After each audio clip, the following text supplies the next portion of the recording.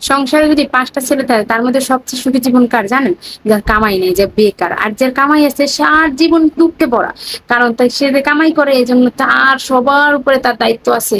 তার মারে দিতে হবে, বুনডে দিতে হবে, সংসারে ঘানি টানতে হবে, কোরবানি দিতে হবে, অনুষ্ঠানে দিতে হবে, কারে সোনা দিতে হবে, গহনা দিতে হবে।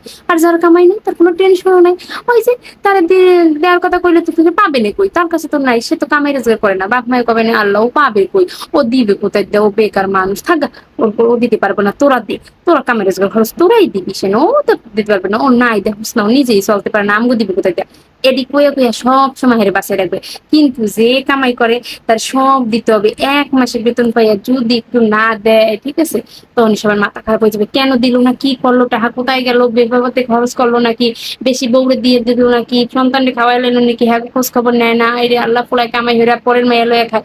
কত কথা চারিদিকে। কিন্তু যেটা বেকার কামাই, যেটা মানে বয়সের পরও কোনো কামাই রোজগার করে না, তাদের দায়িত্ব নেয় না, তা নিয়ে তাদের কোনো মাথা ব্যথা নাই। ওই যে সেটা জন্মগত ভাবে অলস বানিয়ে বলেছে, এটা হয়ে বইয়া খাবে না, বোন একটু দেবে না, ভাই একটু দেবে না, মা একটু দেবে না, বাপ একটু দেবে না, হেডি দিয়ে চলে যাবে না, সারা বছর সে শুয়ে বই থাকবে না, তারা কামাই করার জন্য চিন্তা করতে পারে না।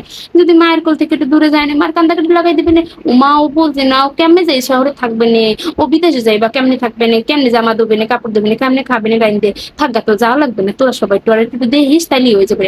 এই যে মা বাবার কারণে এরা জন্মগত ভাবে একেবারে অলস হয়ে যায়।